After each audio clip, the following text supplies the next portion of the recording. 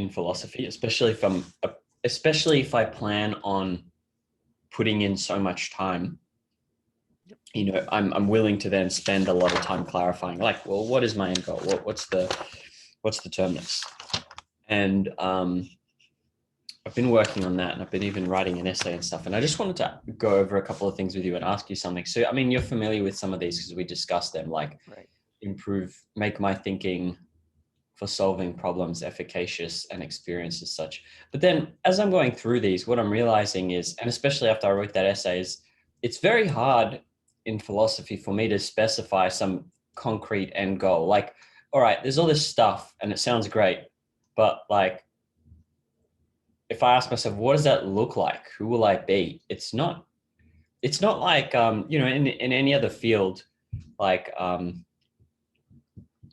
in my work or in the previous work that I had or whatever, I could be like, all right, I want to get to this point. I want to make this amount of money, or I want to do this, or I want to work this many hours. Like there's a very specific end goal. But here that it's almost, well, it's hard to set an end goal. It's like, even if you have questions, you have a certain question about, well, how should I improve my ability to use my intuition or something? You're like, which philosopher do you even go to? Who knows? Like maybe Nietzsche, maybe someone else, but it's so much more difficult to get specific.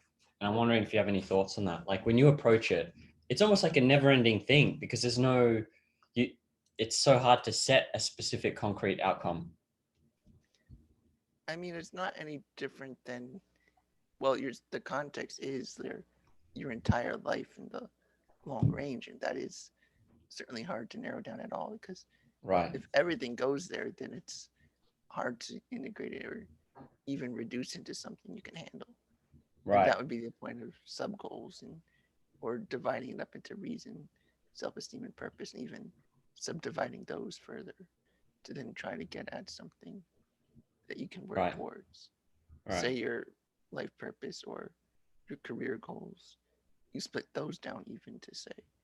You would know that thinking skills, the philosophy applied to all of it, but that could guide your, say, particular questions or particular issues in philosophy that you want to understand.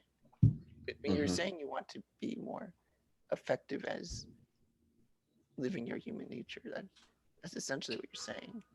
How Yeah. do you But act as according to nature as best you can, as effectively as you can? And I think that's usually a matter of finding the right sub goals. Because there's otherwise, never, yeah, go on. Sorry. there's always some sub goal you can have.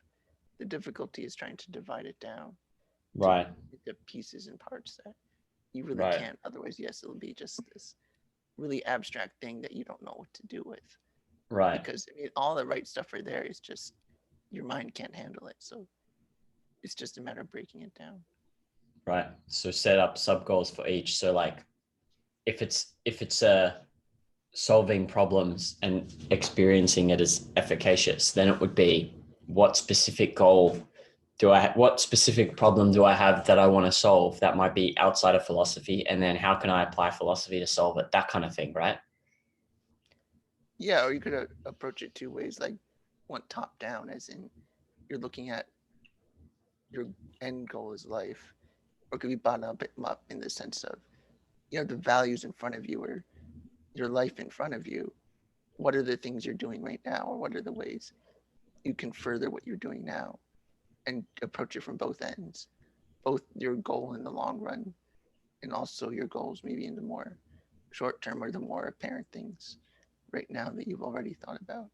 Say Right. if you were thinking about school, if that was a goal, then but life in the long term is really your purpose to everything, then you try to take it both ends. That what sort of ways can you pursue school, or what sort of ways can you think about school better? Which you could say look at philosophy and epistemology, and then maybe narrow it down to a specific science field if you're in science, or maybe aesthetic philosophy if you're into um, art, or even just Right. go economics and think about politics if you're into that. And Right. that's the way to come from both ends to meet somewhere and work Yeah. on it that way. Yeah. Yeah, okay. I can think about, I could probably think more about specific sub goals, but I can see how it's just like if you to study philosophy is just an ongoing project, like it never ends. And I guess Right. you always come to it with more questions. Like maybe there'll be periods where you have certain questions that are more pressing. And so you'll study and then you'll kind of go through a period where you're just applying, but then you'll need to come back because there's more questions you have. And so I think that's maybe I have to approach it that way. It's like an organic thing where I'm not a professional philosopher. I'm studying it out of interest. And then as I have less questions, I can pull away from philosophy and engage in other things, but then I'll have more questions and I'll come back and so on. So it's that, I think maybe thinking about it that way is better. Yeah, I think that's what most people end up doing if they're into at least these grand goals. They split it up sometimes. Yeah, Sometimes they pursue one thing and then another, but there's always philosophy somewhere. You could have all these questions, of course, and they matter, but um, it could seem just detached if you don't have um, apply it to your day-to-day agree. life, or if you just have tons of abstractions, it doesn't matter much if you Yeah, don't concretize them, or you still have to work with the things that you have in front of you. Like you could think about like you've got all these abstract things, and you could list some apparent things in your life that seem important and valuable, and see how do you meet the two. right, right. Yeah, it's a good point. Um, yeah, I guess I will. Part of it is curiosity too. So, like, I Right. did enjoy reviewing Nietzsche, for example, and then Yeah. comparing that to Rand. But then there is also there's only so much um, reading and commentary and discussion you can do. I feel like you want to find, you want applications, but I've got to then I can see then it's a matter of me finding the sub goals that are right and then having a back and forth process over time. I'll think about it more, but that was good. So Right. okay, let's see. We'll go back to this my questions document. Sure. Um, we talked about axioms. We talked about induction. Oh, I have So a prove. different. I Yeah, have go on. this wait Sorry. before I forget. So something about the arbitrary that, but you know about the hobgoblins on Mars, citing Hegel, that example Yeah, I yeah. gave. I think it's based on an example Bertrand Russell gave about Oh, a teacup orbiting Mars. It's like, how do you know there's not a teacup orbiting Mars right at this moment? How do you prove it? You don't know. Nobody's checked. How would you ever oh, check? okay. So that's where it comes from. And that's a kind of arbitrary claim. And people have dealt with that claim. So if you're interested in more of that, that's the kind of thing you looked into, like Bertrand Russell. He came Right, up with that, I guess, in the 30s or right, 20s. Yeah, right, but it's a classic example of, well, maybe not a classic example of arbitrary claim. It's objectivism would consider it an arbitrary claim. Different epistemologies deal with it differently. Like, not nobody really thinks it's valid, but people just disagree on why it's invalid. Objectivism would say that you can't. There's no means to validate it, and there's no evidence to believe so. If there were evidence to believe, then sure, but we don't right. just take the claim and say, what's the likelihood of it being true? People vary on that. Some just say it's highly unlikely. But anyway, that's a commentative example people use. Yeah, that's interesting. I've heard I discussed with you that I met someone running a group and he was part of less wrong. So that's that Yeah. kind of everything is just a likelihood. I wonder actually, I mentioned a while ago Karl Popper, and how a lot of traders like Karl Popper. Mm-hmm. He's got the falsifiability Yes. and that everything is some like just guesswork and probabilities. I do wonder um, if some of their ideas are applicable within certain contexts. So you might say, well, you don't need to be able to falsify the inductive generalization that a ball rolls because it's round. Um, but then within the context of, say, sending like let's say you're in the age of discovery or today you're trading, like within a context where there's a lot of uncertainty and variables you can't account for, maybe maybe some of the ideas of Karl Popper are actually helpful. Even if they're wrong, even if they've maybe overgeneralized, there may be a context within which some of their ideas are correct. What do you think of that? I haven't read him, so I wouldn't know, but I I don't just know seen much some, about Popper. I've seen mentioned so much that it's bizarre to me, and mentioned by people who are very successful. So it'd be bizarre to me that all these people who have had practical success, they're all wrong. And the only person that's like, I don't see many, I don't really know of that many, there's obviously way more non-objectivists, but there's all these people who are into certain philosophers that said they've influenced them and they've had huge amounts of success. So what I'm saying is that I'm starting to think that, like some of the ideas, yes, you can find ideas from different philosophers and maybe they're wrong about, they overgeneralize into epistemology from some narrow area they study, but some of their ideas are right within certain contexts. Yeah, I think Karl Popper, people criticize him, if anything, for overgeneralizing to fields that he doesn't really get. So I think you might Right. have the right idea there. And I would agree that he wouldn't be, if he's been of any use, it can't be that he's wrong about everything. There's got to be at least some point he has Right. onto something or some way to, within a certain context, he's correct, but it doesn't generalize as well as he would want. Right. It might not be good if you want to be like a philosopher of science and wants to find the true method of finding, or the best method of coming up with valid and true theories. But as far as maybe narrowly speaking, a context of where you only can use probability, where you can't, there say isn't enough time, or you're not just not able to because you don't have enough ability to. Like if you're looking 3 billion light years away, you have to use statistics to some extent to know what you're even looking at. Right. To look at the noise. In those Okay. contexts, it might be appropriate because there's so much noise, and there's barely anything you could really look at without at least trying to evaluate the likelihood of things. And you can't really deal with these things in the same way. So in those contexts, it may be appropriate. We have a high amount of uncertainty and almost no certainty whatsoever. Like it's so noisy and so messy that you don't know what to do yet. Like a starting point, if anything. Yeah. So then maybe, that would just be a point for there's lots of value in studying lots of different kinds of philosophers for different things and just being able to put them in an appropriate context, because they may have given thought to things that you're not going to find in if you just study one philosophy. Like if you're thinking about uncertainty or something else, maybe someone else has some really good ideas about it. They're a little bit messy. They've got like half an idea, but you can't just throw the whole thing out. What about that in relation to Nietzsche, since you've read Nietzsche and I've got that on my list? I approach him that way. Yeah. And you found he's got a lot of ideas that maybe they're not, you have some issues with them, but they do have a lot of very intense, valuable insight to certain things that give you like half a piece. Yeah, half a piece. Like good questions, I think, usually. Even though I don't like his answers always, but he's got the questions that I think matter. Right. In terms That's interesting. Of value in your own life rather than a detached philosophical question. He usually asks things in terms of value to a person or individual. He's not an individualist per se, but he's always asking about like, how does it affect values? Reevaluating all your values. That's how he defines his thinking most of the time. All right, I got to get onto that quicker then. I've got the list that you made me for Beyond Good and Evil, Twilight of the Idols, all those. It's a lot. I'm going to hammer through them with lots of many questions for you.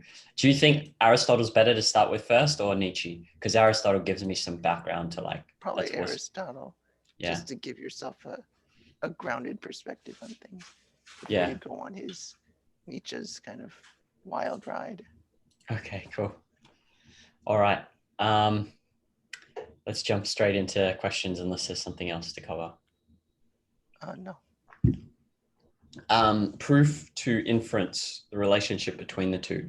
So inference is a kind of inference. Well, induction is generalization. Deduction isn't generalization. So inference could be generalization or it could be something else. But then proof is, proof is the proof is the evidence required to reach some conclusion, right? That's what it's referring to. And so the proof can be, yeah, I'm trying to get my head around the proof. The proof is always a form of inference. Is it an inference? No, I wouldn't call it a proof can consist of inferences. Probably, I think a proof would just be that it can be, what do I call a proof exactly? I mean, it's a demonstration of the truth of a statement. That's what But I the would proof say. refers to the evidence, right? Like the proof is the evidence. It It's consists of the, all the evidence, right. all the sufficient evidence to demonstrate that something is true. Right. But do you ever, you don't ever inductively leap to a proof, right? Like it's always the inductive, well, now I don't know. So I'm not sure. Well, you can make a deduction or do an induction. Either way, depending on, like induction is usually the creation of the generalization or just going from the specific claim to a wider claim. Right. There's some specific definition within logic textbooks that they use, and deduction would be more like taking a fact that you know and concluding something else from it. Like if the ground is wet, therefore it rained. This could be a type of deduction. Right. Or like if it's water, therefore it's wet. I mean, that would be deductive because you need to generalize. It was just you took a fact and you found what was true within it. Induction is going wider, like to say that I see some white swans, therefore all swans are white, would be an induction. And proof would just be to say that you can demonstrate that's a valid and sound argument, that their statements follow from each other, things like Right. that. And not just that you're making the deductive claim, but that is in fact true and valid. So proof consists of, we could say proof consists of inferences, or because part of the evidence might be, I don't know. Yeah. Well, infer would just be indirect, like wind exists because I see the trees move. I mean, you're inferring that. Doesn't mean it's like you still have to use some valid information, but it's not directly given by that statement. Inference would be something indirect, and inferences could be within a proof. I mean, if you're say trying to prove the theory of evolution, then I think you would need that kind of an inference about how do you know that these birds will change their beak in this way in 100 years. Like, I mean, how do we prove that this theory is true? Which you would need to use inferences about what you see birds do, and you would also need some perceptual stuff about observing the birds and changing and generalizing and putting it all together to demonstrate not just that you told a consistent story, but that this story is consistent with reality itself, that it follows from the facts of reality that this is true. And it would be contradictory, of course. And then, so the key here is A when we're doing what qualifies as proof for deduction. It's less clear in induction, but yeah, just to say that it is not presenting a contradiction. Say A is just that it's almost like finishing the argument. That's like, therefore, because A is A, this is true. Just at the very end of the argument, it's like saying QED. Yeah. In a way. Okay. When within inference, is there anything other than induction and deduction? There's different terms that I'm not sure about their validity, but there is, well, adduction is another kind, or abduction rather, abduction, abduction. I'm not sure you would say that those are the only things about in a proof. I don't want to commit myself to anything there, but yes, it would include induction, deduction, and any inferences and soundness of arguments as well. Soundness being that they, not only are they internally consistent, which are consistent with reality too. That say, I mean, you can make consistent arguments about unicorns, but it would not be sound to argue about unicorns usually. Right. I think I remember looking that up or something. I think it's called valence. I'm not sure.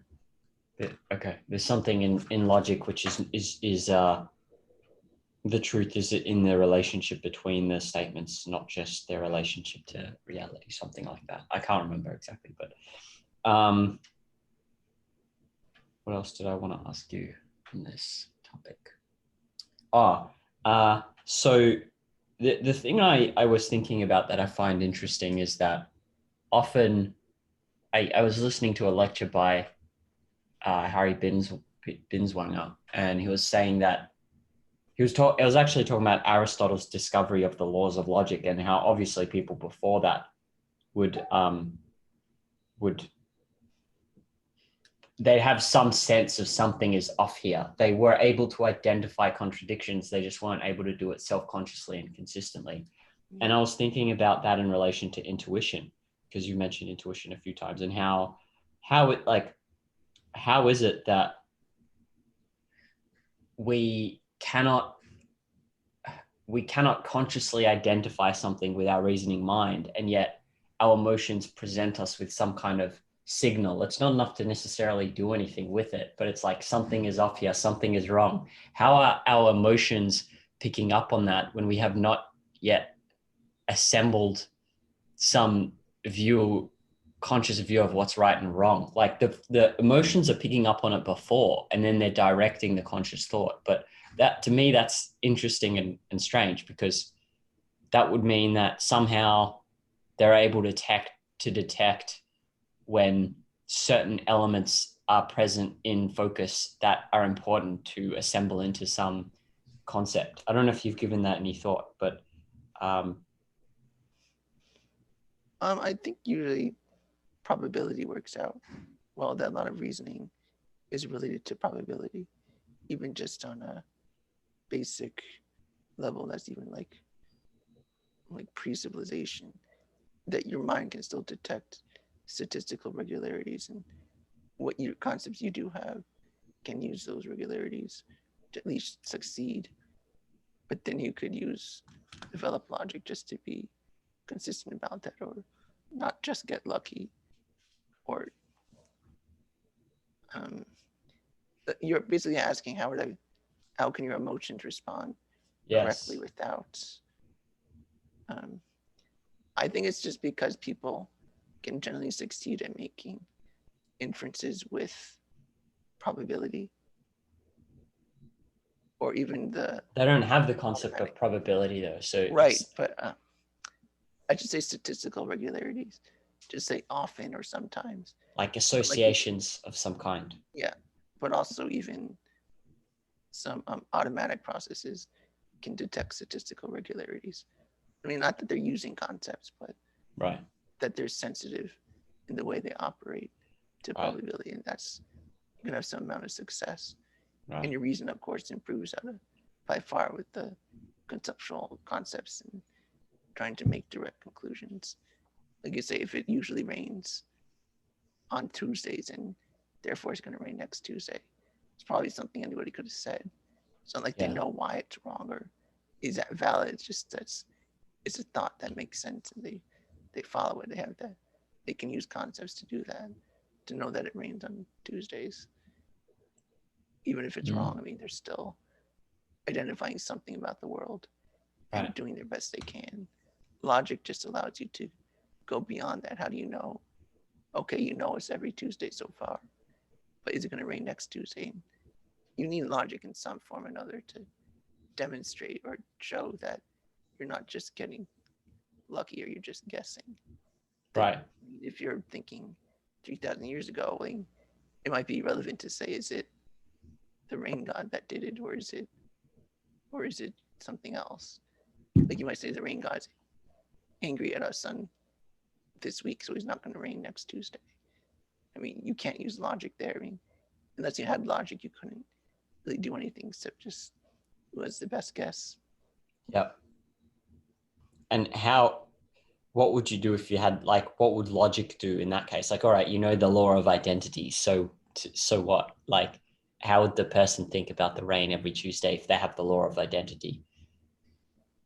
Um, let's see. I mean, you Because consider that Aristotle would just formalize it, really. It's not that it didn't exist, but making it that we can expand on these reasoning processes. I mean, logic would just help you know in what way you can reason about when it rains or how much it rains. It could assist you. I mean, it might not do better than probability in that case, but at least with the concept, you can expand on it to others, say, principles of farming, or somebody else could use those discoveries of Aristotle to create a science of agriculture or something. It's only just to expand on what they did, which we could say that's the agricultural revolution. When people started learning how to farm, it's probably a philosophical advancement too, that people learned how to use logic better. And that's why they had the agricultural revolution. when I think logic, I think law of identity, right? Applying law of Right. identity, A is A. But my mind is somewhat of a blank because it's so abstract when I go A is A. Like, I don't, so for example, I'm trying to understand that, all right, someone has A is A in their mind. How do they go from it rains on Saturday, it rains on Tuesday to how do I know if it rains on Tuesday, or the example you gave? I'm like, I'm just looking for examples of this A is A being applied to even to farming. Like, because when I think of someone learning to farm, I definitely don't have the concept of A is A that comes to mind or something like that. You know, I don't imagine a farmer going, oh, A is A, and then he puts the seeds in the Yeah. soil. I don't think it worked that way either, no. Me neither, But just say, I don't want to say strictly speaking, logic is just A is A. I mean, that's a way that's to maybe my, distill it. well, But that's my super basic understanding, right? So, I mean, and just in that reduction and contextual integration, but that's objectivist. So, yeah. And I would say they're just learning to apply specific logical processes that they are explicitly performing some kind of non-contradictory identification, that they're trying to find consistencies in reality and trying to make claims that aren't just, it allows you to be more consistent with reality in your knowledge, or at least know how to investigate it even, or the questions to ask. And by even reasoning itself, that is using logic in this sense about non-contradictory identification. You're trying to see what leads you to the truth, and that truth will allow you to survive better, will allow you to, I mean, thinking better is better logical thinking. If you're thinking better, you'll survive better. And I are think there, that's, yeah, sorry, continue. yeah, I mean, You if you survive think better, better, you you said. survive better, which Right. is natural to expect. Then things like the agricultural revolution as a result of better thinking. Is there an example that comes to mind of someone applying logic in an, yeah, applying logic in the thought process that you can like recite, as opposed to someone learning something without logic in a thought process? That, at least if you've got a concrete example in mind. I can't, like, I get it in very basic terms, but I think once I start going from, you know, the basic terms to like, well, what does this actually look like in a thought process or in a person who's learning to farm for the first time? I have no idea. I would say the best example that came to mind was Sherlock Holmes, because I think in the books really details his frame of thinking, what he did. I'm trying to think of non-fictional examples. Well, we could Who's, go with fictional too, but yeah, whatever. If you, I want non-fiction as well. oh, okay. But I could just think of, well, I guess Aristotle is one. I mean, in a way, the discovering logic is a way of writing out the thinking process in such a way that you can share it even. And that's not the main point, but I'm saying, I'm recognizing that the fact that Aristotle wrote it down is a way to say, this is what it is, this is what the thinking is. You follow this. Do you follow what I'm saying? Uh, but other people wrote down things before Aristotle, so Right. I'm not really sure. But he's explained logic, but yeah, I still don't.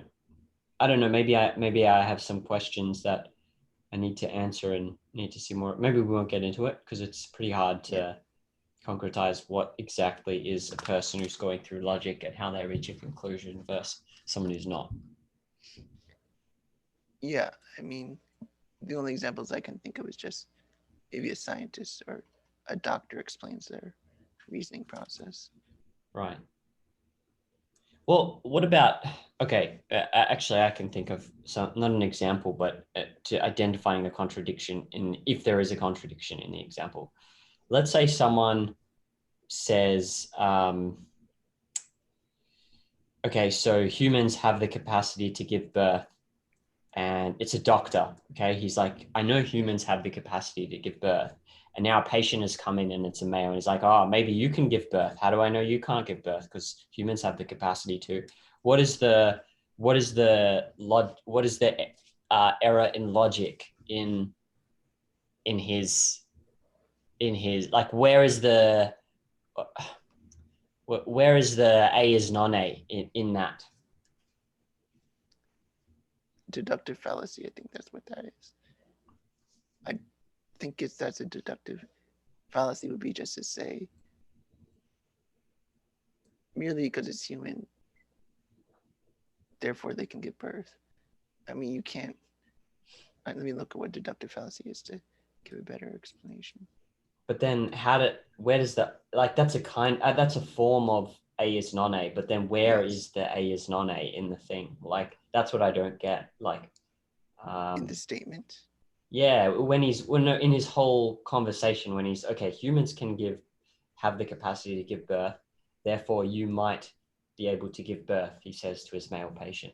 Like, in that, where is the A is non-A? The form of the A is non-A is what you've called the deductive something fallacy. But the actual A is non-A, I have no idea where that is. Like, I know men don't give birth, but then is that the A is non-A? Well, wouldn't it be a failure to recognize the importance of context? I'm not sure. Like, that's what I would think of it as, that you're failing to identify or take into account the context of the individual. I mean, I would almost guess first that they fail to take into account their gender, like to determine whether this is going to happen or not. Okay. But it's more, I think it's really just a matter of ignoring context would be the error there. That, why would that be? A is not A. I mean, I would just say that it's ignoring a fact of reality. You're pretending it's as if it's not real. That's the best way I can put it. Yeah, okay. All right. We'll maybe we can come back to that another time. But that's where it's like, in the abstract you can see A is A and you're like, so what? Because it's so hard to see how it applies to like all these different situations. But yeah, let's go to the next. All right. So this is my epistemology section.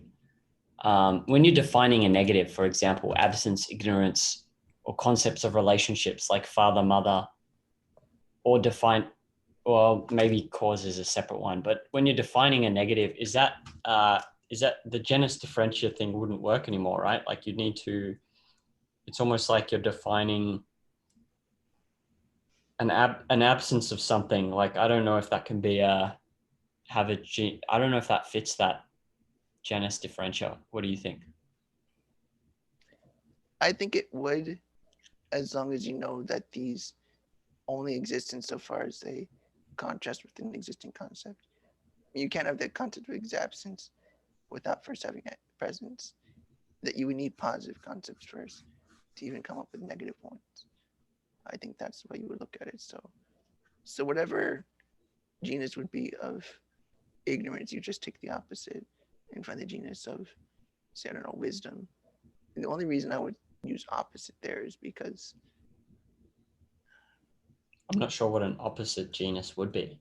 Well, I mean, ignorance is the opposite of wisdom, which is a type of, and wisdom is a type of awareness or knowing or something But like that. is wisdom, but what would be an opposite? Would an opposite be wrong knowledge or lack of knowledge?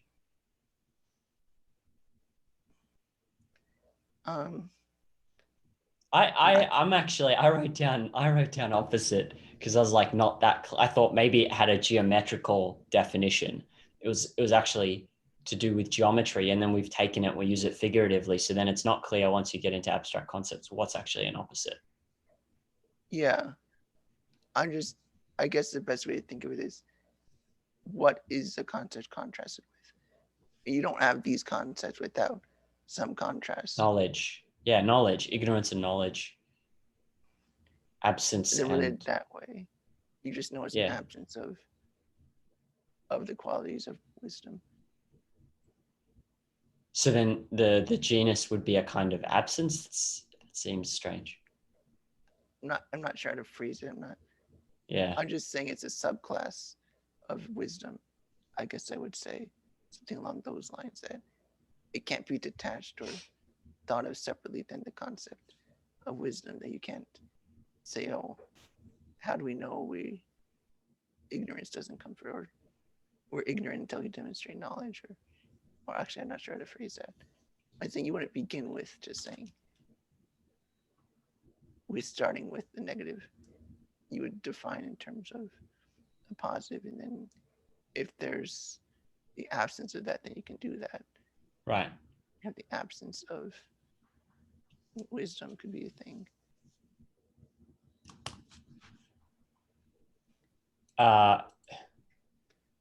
Is action, do you think, I think it is, but do you think action is a ostensive concept? It's almost axiomatic. Like you can't do anything but point to that's an action. I can't think of a way to, and then it doesn't belong to an entity and it isn't the entity itself. The action is something the entity does, but you can't get beneath that. That's the only way you can explain it. Well, I would say the referent is ostensive, but I would say you can define it at a later stage of development. Initially, you form it ostensively. That's Right. how I would say it. Initially, Right. it's ostensive, and yes, I think actions, say jumping, would be something ostensive. You just point to it. You say that's jumping because you can see it. You can point at it. Yeah. Okay, just tangent on entity. Is my finger an entity, or am I an entity? Like, are both my finger and me an entity, or is it just me that's an entity? You could call it an entity. My finger would be an entity. Yeah, it doesn't have to mean can't Ah. be detached. I mean, undetachable is still fine. I mean, you can still distinguish it from other things. You can recognize that as, say, even an entity that's a part of an entity. You recognize that that's a part rather than simply the entire thing. That would be relevant to recognize. Okay, but then it's only a part epistemologically, right? Because my finger as an entity is not. I'm more simultaneous. Yeah, I think that would be fair, that your finger is part of a wider entity, even, or that it's not just a finger. There's everything it's related to. It can't be taken just its own independent existence. You couldn't do that. And what about the wind? Is the wind an entity? That's a trickier question. I'm just asking all these random questions. It's usually considered not an entity under objectivism, I think. Or maybe I think it can be called a secondary entity sometimes, because it's not the thing you're not literally referring to the wind when you say the wind, I don't think. Okay. I'm not really quite sure. I know Peikoff answers this specifically. Oh, really? I know where. Let me see. I think I'm asking because you know how I was thinking about why can't an entity have why does an entity always have one fundamental? And I thought maybe my issue is that I'm not that clear on what an entity actually is, which is causing this. I had people answer me. I asked, and I still don't get it. And I thought, okay, I think the issue is something with the way I think about what an entity is. Okay. So Rand defines it as, this is an ITO. An entity in the primary sense is a solid thing with a definite boundary, as against a fluid such as air. In the literal sense, air is not an entity. There are contexts, such as when the wind moves as one mass, when you call it that by analogy, but in primary sense, fluids are non-entities. That's still quite hard to work, like very abstract and hard to work with, because a boundary, how do you determine the boundary? Like if you're saying a finger is an entity, well, there's the boundary is it's not arbitrary, but it's you're establishing a boundary on the basis of some observation. So anyway, I asked because I think it's a tricky topic. I asked because of that confusion around the fundamentals that entities have.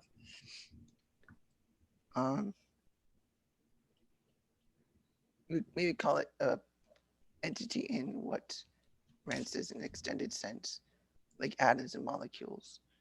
You don't see them, but they are an entity in the sense that they're not perceptual in scale. You say wind is not perceptual in scale because you can't see it literally. So it's something an extended entity according to Rand. This is kind of a bizarre rabbit hole, because then you are like, well, if space is an entity and there's no gap between us, then that means the whole universe is one entity. I don't know. It gets a bit bizarre like that. I'm not clear on that at all. That's where it does get tricky. Yes, that gets the tricky part. That's the tricky part for sure. Right. Okay. I think my issue with that question of fundamentals is because of my understanding of entity. So I've got to dig deeper into that. I think so. Defining adjectives. I think she said something like an adjective is a concept of, I can't remember. I had the definition in ITO, but when you define an adjective, like, would you put them all in the same category? Like, because you can't have the concept can't really stand on its own sometimes. Like if I'm, for example, using the word intense, or I'm using the word, let's see, I think I've got more concepts down here. Intense, important, loud, like it doesn't really, it needs something else to have a actual referent, right? And yeah, so it's kind of what I was saying about negatives, very similar to what I'm saying about those. So how do you, if you're wanting to create a definition or a way to keep it in your mind in a condensed way to make sure you're focusing on the right things with an adjective, how does that, like what you'd have to almost, would you put the fact that it's an adjective in the genus? Like you wouldn't call it adjective, but see if I can find what she said about it in, concepts of attributes. So maybe you would say it's a kind of attribute. That would be. Yeah. I think you could have like a hierarchy of attributes, but then you could also recognize that these attributes are attached to a specific kind of entity. Right. You have like hierarchy qua attributes, or you attach it to a particular, or attach it to an entity. Right. Like you have that relationship of concepts, and I think you could relate them in a way that, like each of your hierarchy of adjectives can be directly connected to an entity of some kind. Could you repeat that last bit? Like color can go to any entity, but fragility can't go to every entity. It doesn't apply to. You don't really use it to talk about rocks. Right. Well, we could actually. Bad example. you wouldn't use fragility to talk about a salad. It's not really a concept you would use for that. Like it's something to do with solid objects, say. Fragility is connected to solid objects. Oh, okay. I A see what lot. you're saying. So I wouldn't, yeah. So Or you you'd can say need, fragility is a property of solid things. I mean, that would be a hierarchy there. okay, an attribute of solid things measuring breakability or something like that. I have no idea. Breakability is kind of Fred is circular, but all right. And on back to action, is an action how do you think about an action? It doesn't belong to the entity and it isn't the entity itself. So what is the action? Is the only way I can talk about it just saying an action is just in a circular way. I say an action is a thing an entity does. Is that I can only define it in a circular way, meaning it must be ostensive, right?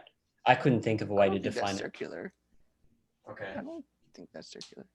But yeah, I mean, it's what in to action. do is to act, right? So an action is a thing an entity does. An action is a thing an entity acts with, or I don't know. It seems circular to me. Behavior of an entity. Behavior could be more general than. Yeah. I'm trying to think like action is like. I would almost define behavior using the word action somewhere in there. Yeah. Well, actions are events, I guess I could say. Well, an event it consists of actions. So I would say action is the most, the more abstract earlier one. It might just go straight to causality as a concept. Right. Yeah. And then identity, and then there you go. And you can only define it circularly. Is that how I say it? Circularly? I don't know, but I want to say that's circular. That's not circular. I'd avoid that term in this context. Okay. I don't think it's circular here. But then how would you define it that's not circular? Like action is what? That is it. Can you come up with something that isn't circular? You're right. It would be action is what things do. That would be circular. Yes. I agree. Because what a thing does is what it acts as. But that's why I said it. I don't think there's anything less than that. The only thing me neither to reduce it to is causality. Right. I think is a type of causal action or a type of causal event, or I'm not sure what you call it. A type of causality. Well, and they're dependent on entities. You can't have the concept action without entity. So maybe, how do we define this better? An action is what? Well, just like there's concepts of attributes, maybe there's concepts of actions as well, right? Isn't there something like a verb is an action? Yeah. Oh yeah, verb. I didn't.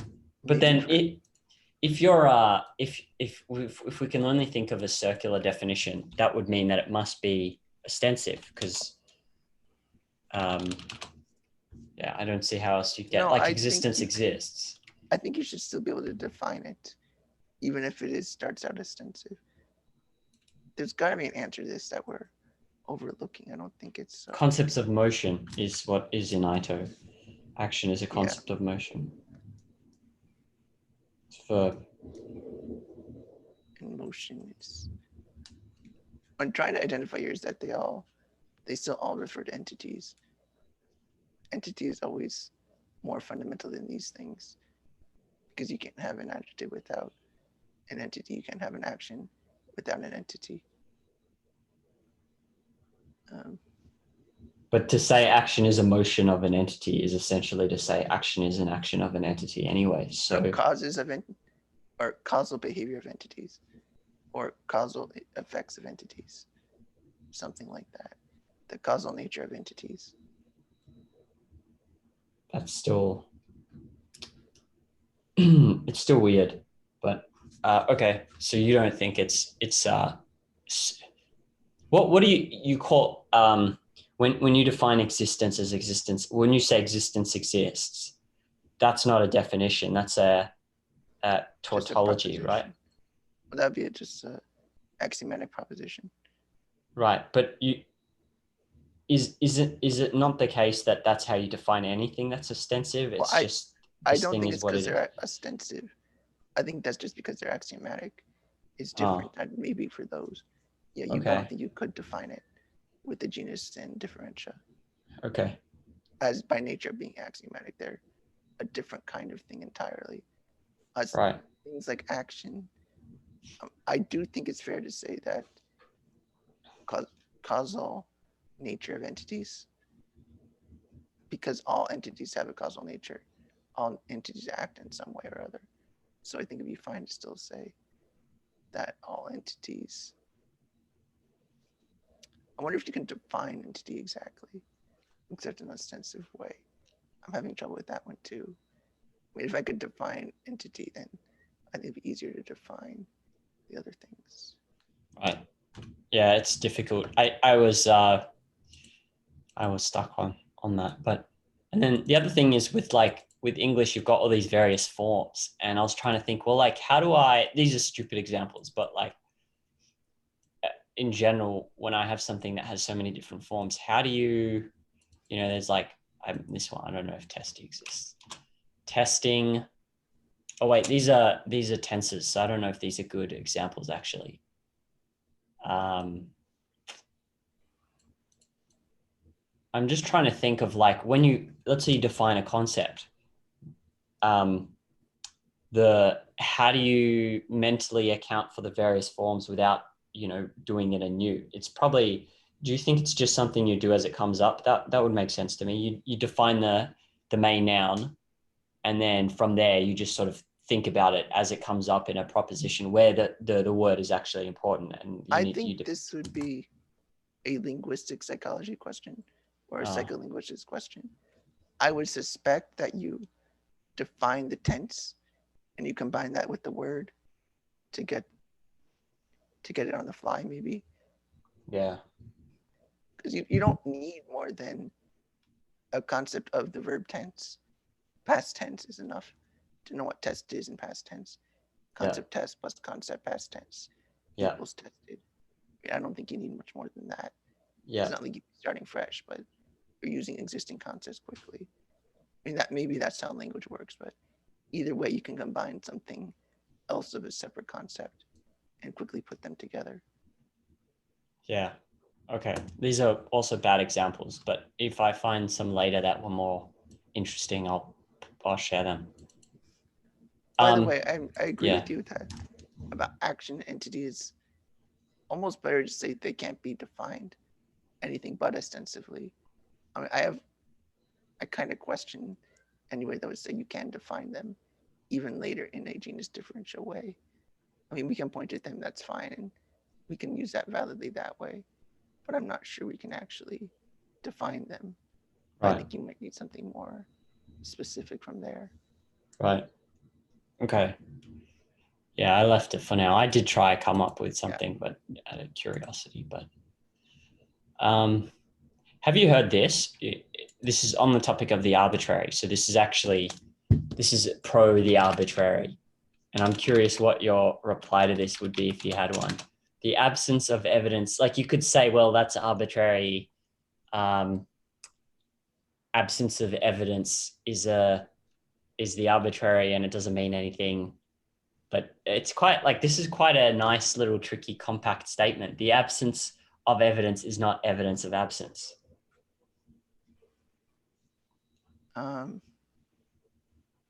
That it's like, how would you switch back the context to account for the arbitrary? I mean, I would almost say this is true though. The absence of evidence is not evidence of absence. You can, or wait, let me reread that.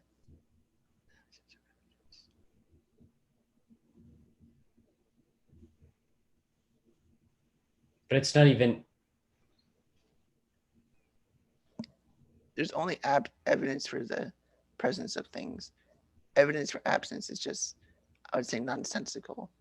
I mean, if there was no evidence there can't, by definition, be any evidence of the absence of something, because it doesn't exist. There's no it's absent. There's no evidence. There's nothing that constitutes evidence. It's better just to phrase it in a positive sense. Does God exist? Yes or no? I mean, you know, say, does he not prove that he doesn't exist? You can only say prove that he exists. Right. And you know, I have no evidence to say he does. Well, then I can't demonstrate he does or doesn't exist. It's just cognitively meaningless. Or prove that there's a teacup orbiting Mars. Like, I mean, I don't have any evidence to say it does or doesn't, other than it's possible. But I don't have evidence in a positive sense. I could say, it's prove to me that there is a teacup orbiting Mars, and you would say, well, what reasons do I have to even suppose that it might be true? You say prove that there is no teacup. I don't think you could, because if there was nothing there that existed, then of course you want to find evidence. Right. It's nothing. Right. You're So not maybe supposed the to be maybe the reply would just be, if you wanted to switch back the context in a tricky way like they did. I can't remember where I got that from. Maybe the reply would be something like, not to an actual person, but like it would be nothing follows from nothing. Maybe that's the way that's to put it. switching back the context. I found one. Yeah. Oh, go ahead. I like, the reason I brought this up as a sort of exercise is I really like how whenever I've read, like I've read some interviews by Rand or just other interviews, and she'll pick out some fundamental in the context and then switch it back. Like she'll refuse to reply to someone because they're they're embodying some principle she disagrees with, and she'll somehow switch back the context. And I find that interesting because, one, I can't even see what she's talking about, but I find it interesting that someone can even think that way. Yeah. And so that's why I brought this up, is like identifying this context of, okay, so there's the context of evidence can include nothing, that in the concept. And then so how do you switch it back to a different philosophical context? Yeah. Nothing does follow from nothing. I mean, that's a good way to put it. Yeah. Okay. Let's see. We'll probably, let's stop.